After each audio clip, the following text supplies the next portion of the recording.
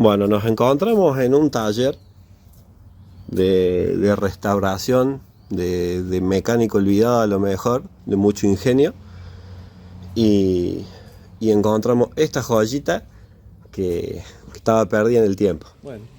Bueno, este fue uno de los primeros proyectos de mi viejo, Julio Pinco González. Él siempre fue un apasionado de los fierros, de los autos. En su juventud muy cercano a la competición, colaboró en proyectos relacionados a la competición con el ingeniero Baterino, que era un ingeniero ahí de IME. Ellos desarrollaban los autos para el finado Eitel Manzoni. Y bueno, su pasión por los fierros los llevó a hacer sus primeros intentos de fabricar sus propios proyectos. El primero fue un Alfa Romeo TZ, del cual desarrolló el chasis. Y bueno, después se largó con esto, que era el auto del momento. Y bueno, siempre queriendo estar en la punta de la ola, se largó con este proyecto que él siempre decía que iba evolucionando junto con el auto de carrera de verdad, porque el auto de carrera iba cambiando el diseño y él lo iba cambiando por detrás, tratando de seguir esa vorágine que hay en la competición.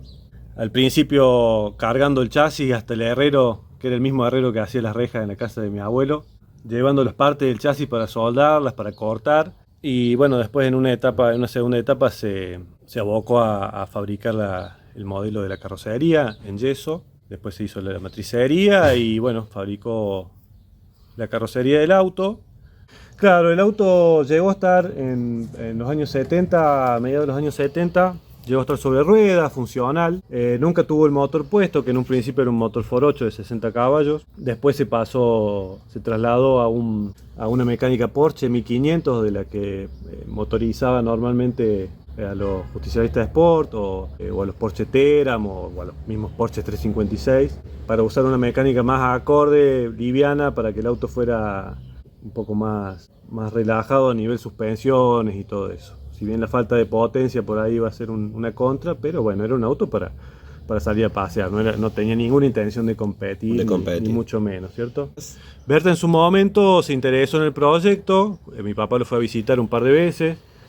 Hubo otros constructores también de automóviles de competición interesados, entre ellos Pronello apareció en algún momento.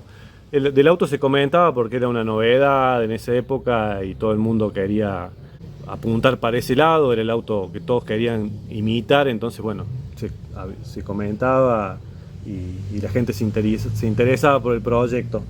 Berta en su momento colaboró con un juego de aros de llanta, que fueron los primeros aros de llanta que se hicieron para los torinos de Nürburgring, que al final no se usaron, se terminaron usando llantas de aleación, que bueno, mi papá los adaptó con los centros que él había desarrollado. Y bueno, un juego de cubiertas, algunas partes de suspensión, rótulas, amortiguadores. Sí, Berta colaboró con esas partes y también se interesó por el proyecto, a pesar de que después, bueno, perdió un poco la actualidad en el momento y bueno, quedó un poco en el olvido, ¿no? Y bueno, el auto, retomando el tema, en una vuelta, cuando volvimos de Paraná, en el año 90 nos vamos a Paraná a colaborar en el proyecto Bugatti en Pursang, proyecto que duró hasta el año 94. En el año 94 nos volvemos a vivir a Almafuerte y en el traslado el auto venía, la carrocería atada arriba del acoplado del camión, y en un momento en el viaje se voló todo, se despedazó, se perdieron partes y bueno, eso también fue un poco frustrante. Y después, bueno, las cuestiones de la vida impidieron lograr finalizarlo o que tuviera un destino un poco más cómodo que el que tiene hoy.